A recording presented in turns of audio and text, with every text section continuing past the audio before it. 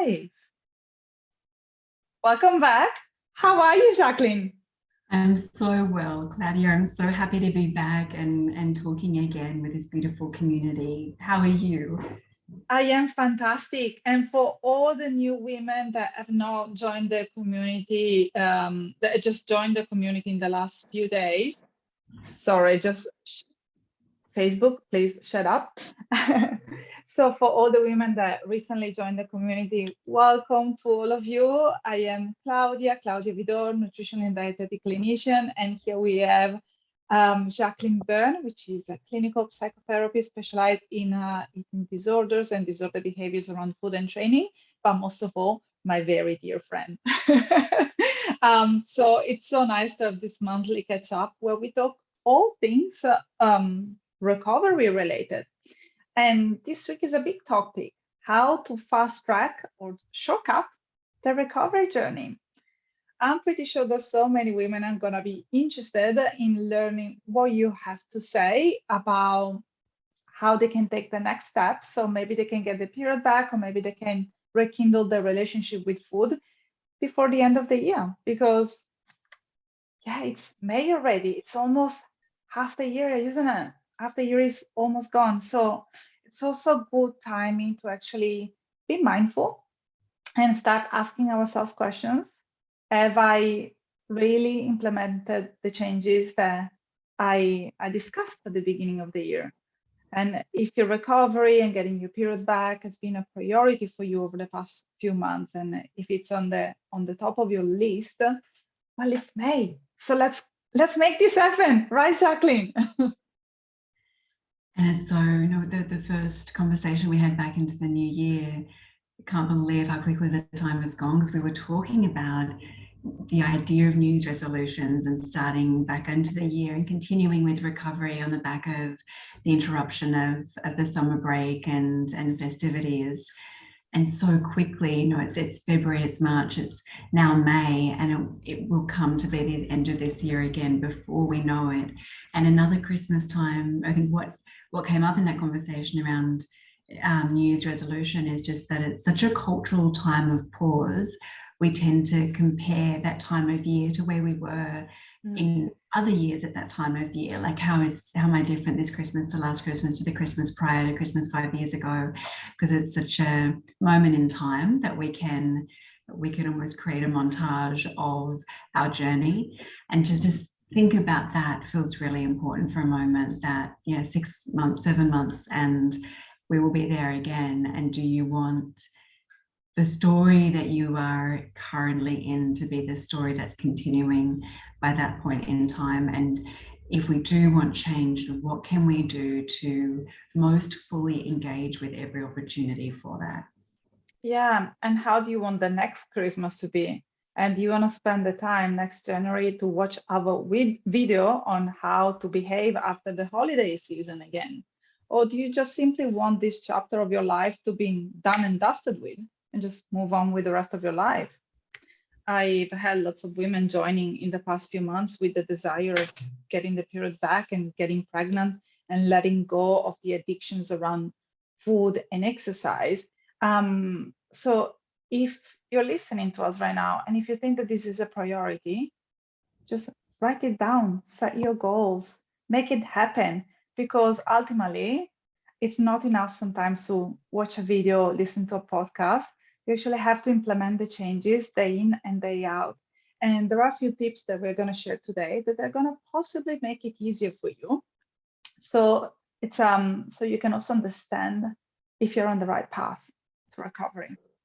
So Jacqueline, I would like to open this conversation by letting you talk today. I'm just going to sit back and relax and watch you doing the hard work.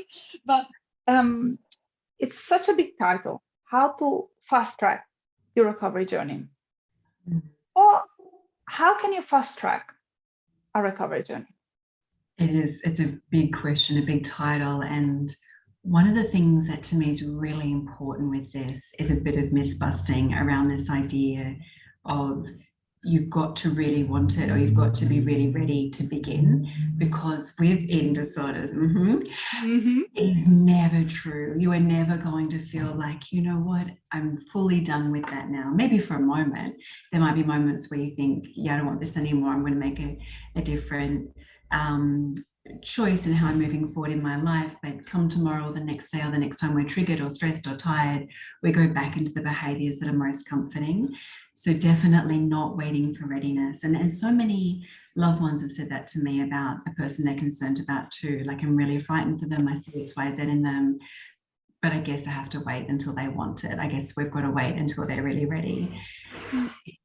The more that someone believes in recovery for themselves and what that means is surely going to increase how efficacious it is. But as an entry point, we simply can't afford to wait. And when health is on the line, when fertility is on the line, that's so important to highlight.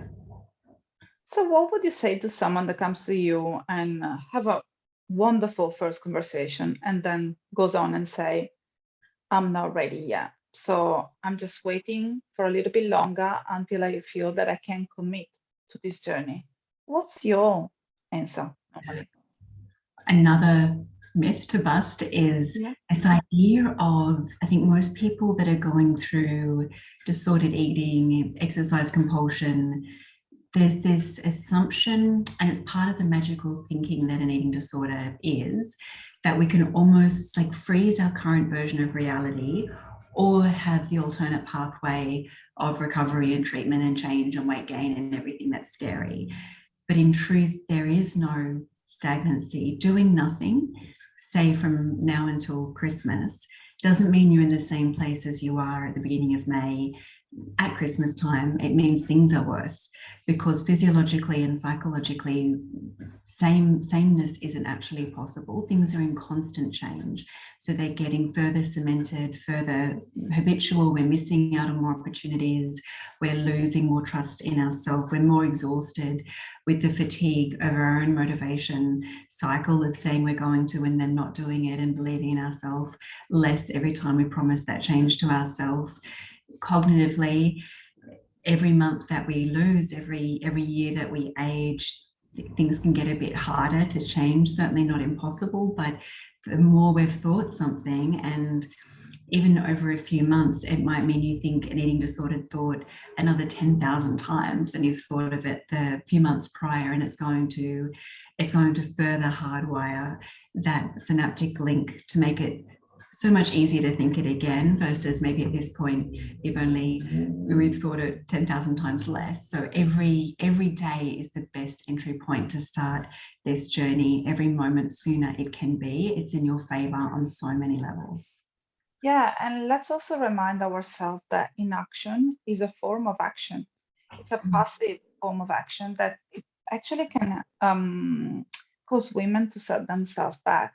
And I love what you just shared, because it's like when you know that you need to take care of yourself, and maybe you decide to go on holiday.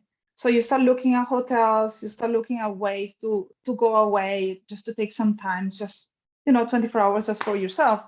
And then you get to that day where you were meant to go somewhere, but you don't go. And so the next time, your brain has already registered that experience as something like a failure, something that was really uncomfortable. So your brain is going to try to avoid that experience in the future, right? And it's the same thing for the recovery journey. The more you postpone it, the more it's going to be very hard to face the fact that you still are dealing with the same thoughts and behaviors. You still don't have a period back. And then there is the shame. The shame starts to become a major component of the recovery journey. And it's always more and more difficult to become vulnerable around it. And maybe you start hiding what's happening from to the people to the loved ones, to the people that are around you. So actually, I know that I'm sidetracking this whole conversation, but do you think that shame plays a big part in the recovery journey?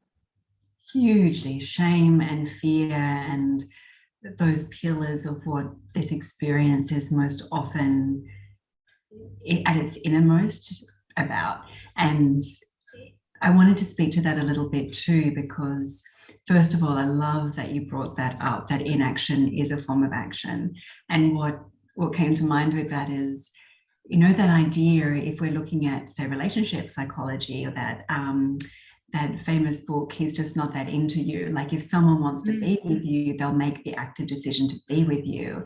And not replying to a text, or being hard to contact, or not being that responsive is a no.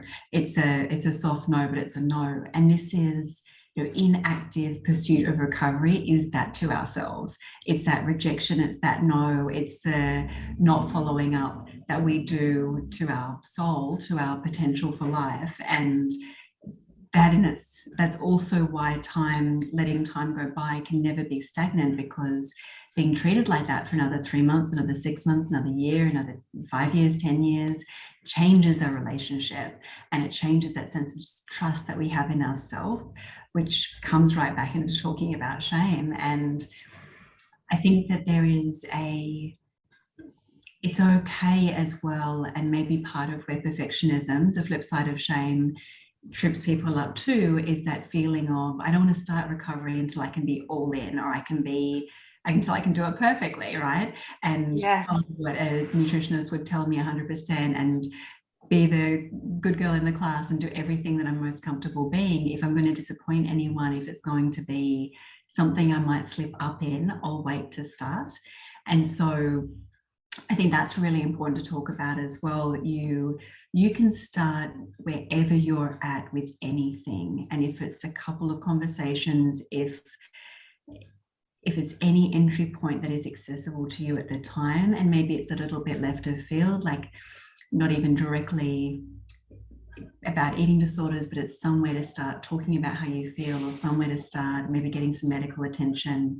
It's an opening, and from there we can build. But please don't wait until you feel like all of a sudden you can schedule in the whole gamut of everything and it becomes your top priority, because that day won't come.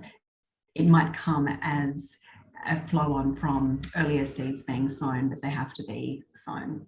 Yeah, waiting to have all the ducks in a row is not very productive in these circumstances.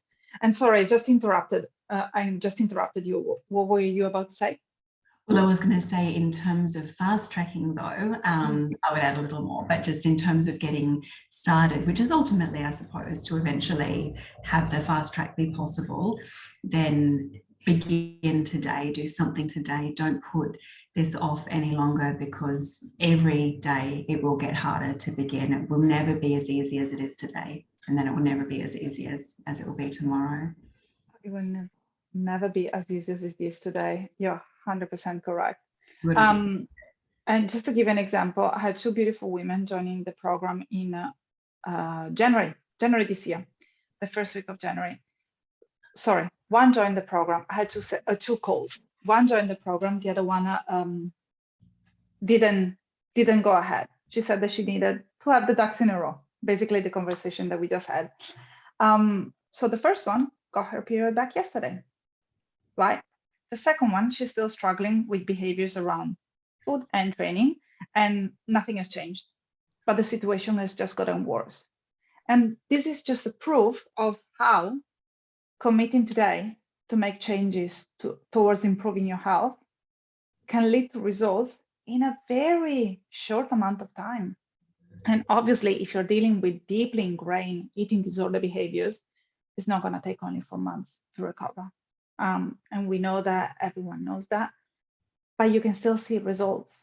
And on top of it, you get help and guidance from people that know how to handle the situation.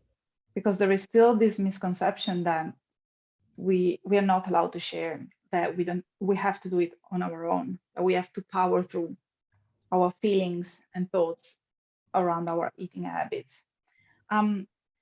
So just to make it very easy for women that are thinking about recovery, let's say that someone is watching us today and is thinking to herself, I get it, absolutely true. I'm not ready yet, I will never be, but what can I do? So what can that person do, Jacqueline? What would that be the first step from your point of view?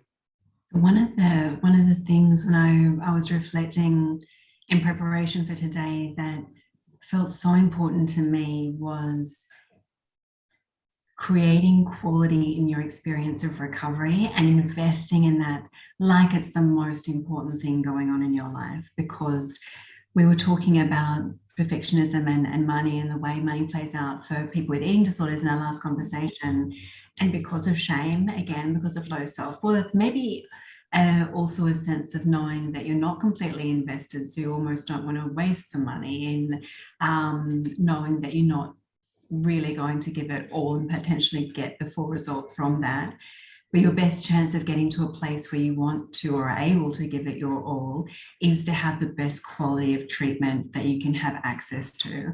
So don't skim when it comes to choosing who you want to work with as a nutritionist, as a psychotherapist, as a coach. Choose people that are going to inspire you, that you have a strong rapport with, that you can trust, that are going to be motivating. It is the investment of a lifetime. And I don't know anyone that has regretted the money they have spent in that regard, because it's literally saving your life, certainly saving your health. And it's a big signal back to yourself as well of what you're saying you're worth. Your health is worth, your life is worth, your meaning is worth, for you to be here in the way that you have the full potential to be. And making it a priority like you would, even more so than your work, because I'm sure you might have experienced similar, people might even cancel a session because they had to get to a hair appointment and they only had that time available, or there might be something else that comes up. And even with work, and while for many of us life will have to tick along while we're in recovery, and I'm not saying everyone of course doesn't have the privilege of being able to do this without interruption, but we have to show in our actions and our choices that recovery is coming first.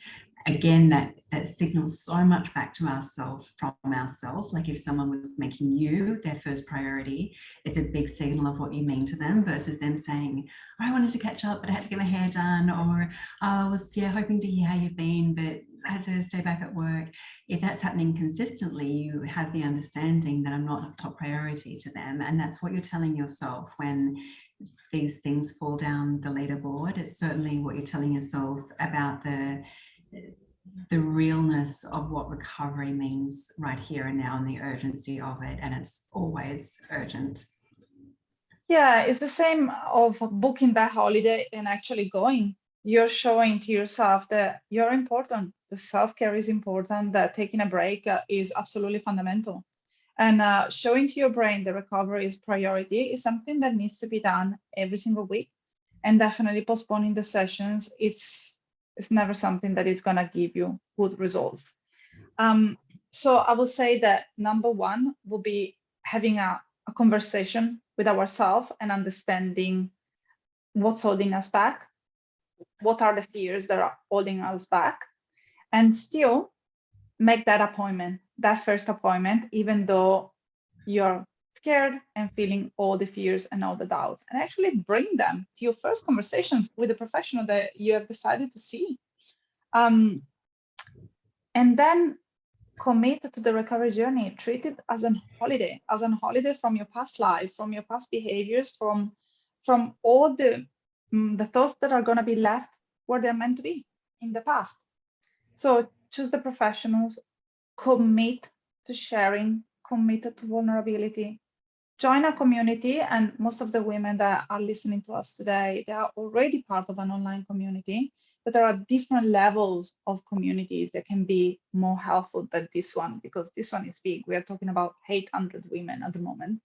And also hold yourself accountable.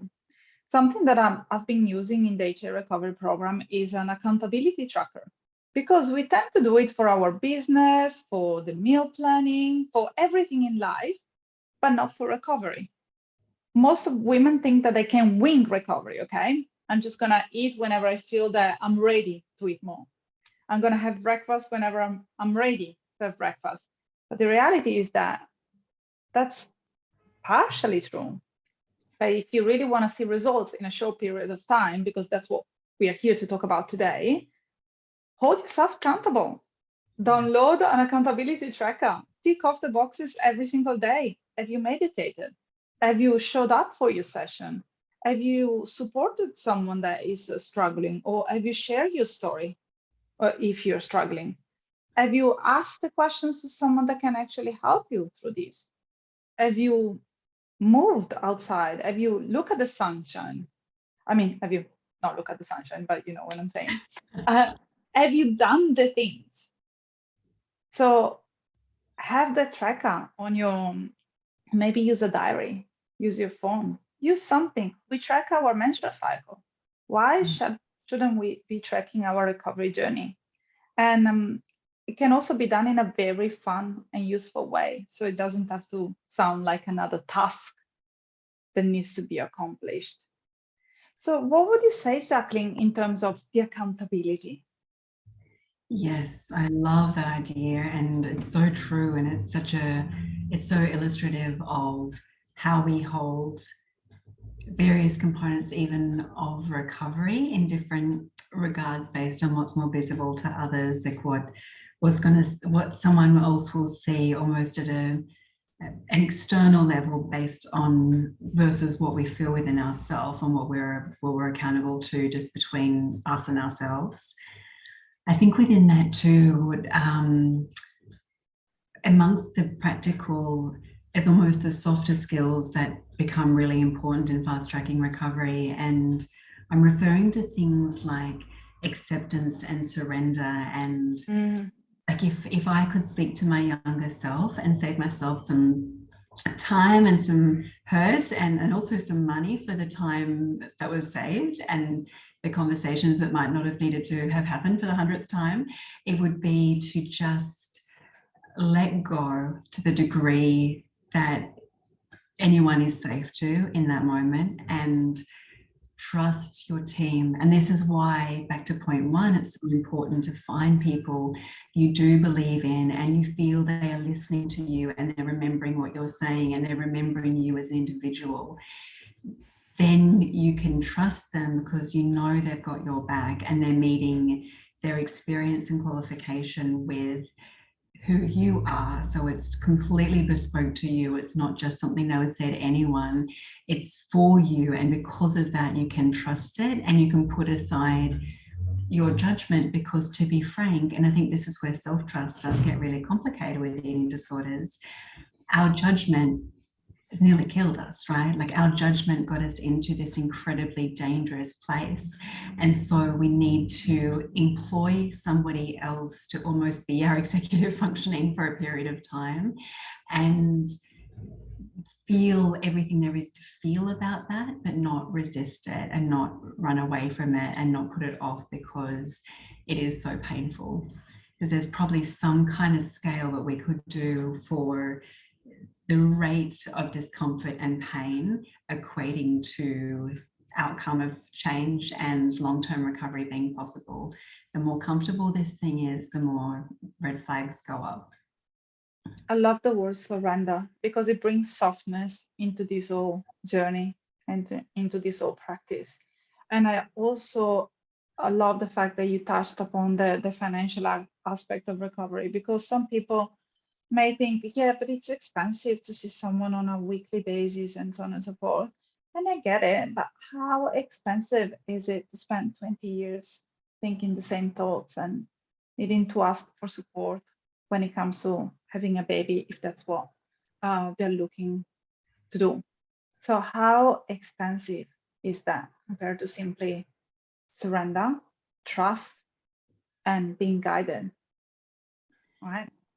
Yeah, and what came to mind when you said that, it's like if we needed surgery, something totally different to this, a shoulder reconstruction, let's say, and the surgeon had a particular opinion about the way the surgery should happen and what their plan was. You know, I don't think there's many of us, if we didn't have expertise in the field, that would say, you know, would debate that with them, right? And would say, you know, maybe it should be done this way, maybe it doesn't need to be a shoulder reconstruction, I could just have a massage. We would take the advice of the expert, we would spend the money that it would take, because we appreciate this functioning of our shoulder is incredibly important. And on every level, it's ultimately going to protect us financially as well if we can work because our shoulder is working, and we can have functionality of movement, and we can have the quality of life factors that that's going to bring. But when it comes to our mental health, and particularly when it comes to eating disorders, we are so reluctant to give up that expertise. We're so reluctant to surrender, even around areas like nutrition. I've seen so many people find it so difficult to, because part of their experience might be that they are quite well researched in nutrition and they do understand it quite well, but there's something happening in the retranslation of that to self that it's obviously not working, because that is the manifestation of the eating disorder. And doctors can't perform surgery on themselves or loved ones. I can't perform psychotherapy on myself. There are reasons that these limitations are in place, because we all have blind spots, and we need that collaborative work to be able to see through to the other side, to see something that we weren't able to understand before. So entertain that thought of what it would be like to surrender and trust the way you would in a completely different domain of your life. If someone had your best interest and they had skill sets in the area and expertise in the area, shouldn't be any different. It's putting way too much pressure on yourself, that you should be able to find your own way out of this maze. Absolutely agree with that. And I'm seeing lots of dietitians and nutritionists that are currently suffering from disordered behaviors around food. And I applaud them for reaching out and asking for professional help. And I always remind them that having the knowledge is very different from knowing how to heal. And the same thing regarding the shoulder surgery. If you are a surgeon, you would not perform surgery on yourself. You will go and ask for some help. And just to sum up this beautiful live, so what's the way to shortcut your recovery journey is, first of all, to prioritize it. Yeah. Invest in it. Invest in it. Invest in it not only from a money perspective, but also from a time perspective. Time and also brain space point of view. So Jacqueline, thank you so much for sharing all your wisdom today. I know that differently from normally, I've just sat back and relaxed and let you talk, but I was really enjoying all the things that you were sharing. So it has been an absolute pleasure. I cannot wait to see you next week. But is there anything else that you would like to add on? And also, can you please remind women where they can find you in case they want to reach out and ask for the support? So let's make it easy for them. Absolutely. The only other thing, to be sounding like a broken record, but it really is about coming back to trust, and trusting externally often mirrors how much we're able to trust internally. So keeping that in mind, and reach to the edges of what feels possible so that it can grow. You can find me at Wings and Quill on Instagram. It's one of my favorite places to hang out. So it's at wings_and_quill. I'm on Facebook, just /Wings and Quill. And you can email me at Jacqueline, JACQUELANE @wingsandquill.com. My website is also just wingsandquill.com. I love when it's easy to find because it's all the same name. Yeah. Pop it in, it will come up. Absolutely. And she's also part of this Facebook group, just in case that you're part of Recover from HA Support. So you can get in contact with her directly in case that you want to do so. So thank you so much, Jacqueline. I see you next month. And thanks for all of you watching us today. And I speak to all of you very soon. Thanks so much.